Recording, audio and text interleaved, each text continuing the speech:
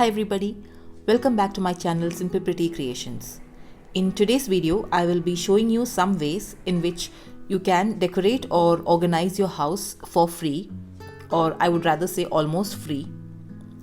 It's basically a video on how you can upcycle or reuse everyday trash which is commonly found in our households.